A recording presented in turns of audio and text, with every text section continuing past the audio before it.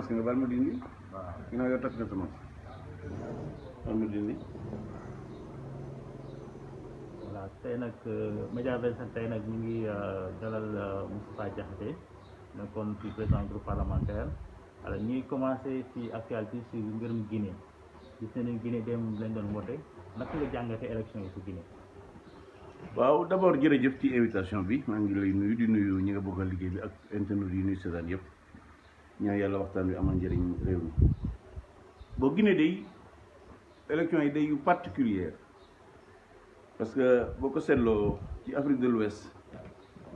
ci réewu CEDEAO Guinée rek moo ci amagul alternance démocratique te pourtant moom moo ci jëkk a dem indépendance donc 62 ans après l'indépendance la Guinée est devenue sur le plan démocratique véritablement un cas bi ci des mooy élection yi aussi dafa am aspect bu xaw a diis dafa am aspect ethnique muy xuloo ci wàllu waaso te loolu di lu garaaw bi ci des mooy ki nga xam ne mooy président Alpha Condé wurul woon a bokk ci élection yi dafa def loo xam ne bëriwul lu muy am ci àdduna c'est-à-dire li muy am coup d'état militaire rek moo ko daan def mooy abolir une constitution parce que de fait moom dafa dindi constitution bi ne ko teg ko fële indi beneen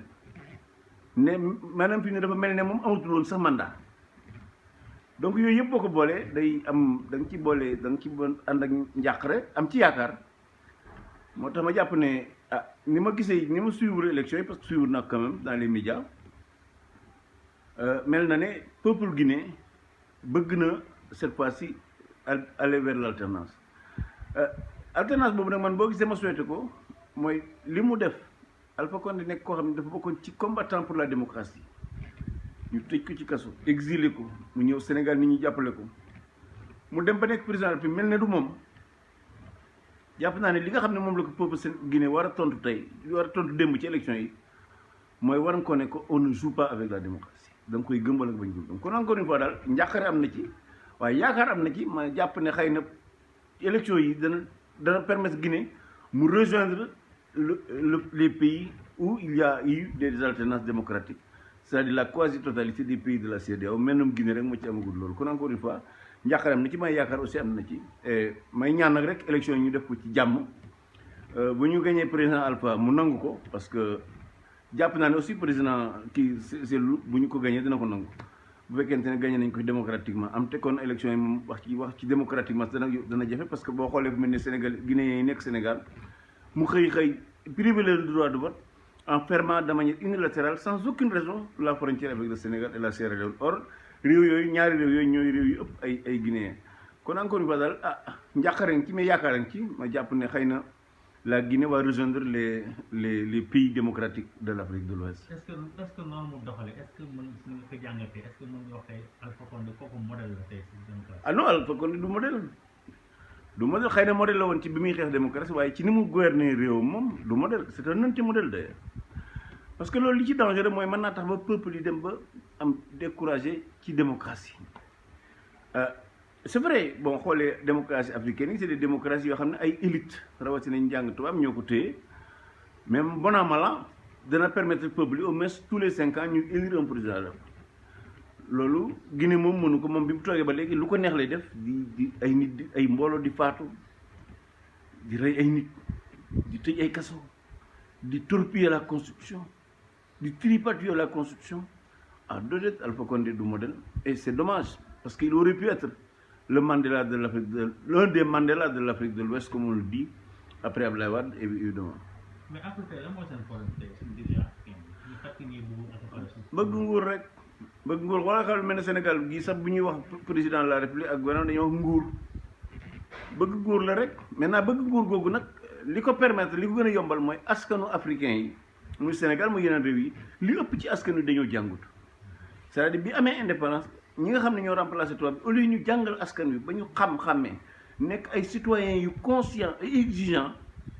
jàngal nit ñi lan mooy république lan mooy seeni droit lan mooy seeni devoir def ci ñoom le patriotisme républicain la culture démocratique dañ ko deful ci askan wi moo tax ñaare boo xasee falu rek soo yoree xaalis ak décret daanaka mën ngaa doon sax yàlla ju ndaw loolu moom c'est du Guinée rek mais Sénégal ak réew yëpp la réewu Afrique yi ku ci xas falu rek boo fekkente ne vraiment nitewuloo mën ngaa jàppe sa buur bay bummi ndax daanaka loo bëgg mën koo def ndax da ngay am doole police bi ngi say loxo xaalisu alal réew mi ngi say loxo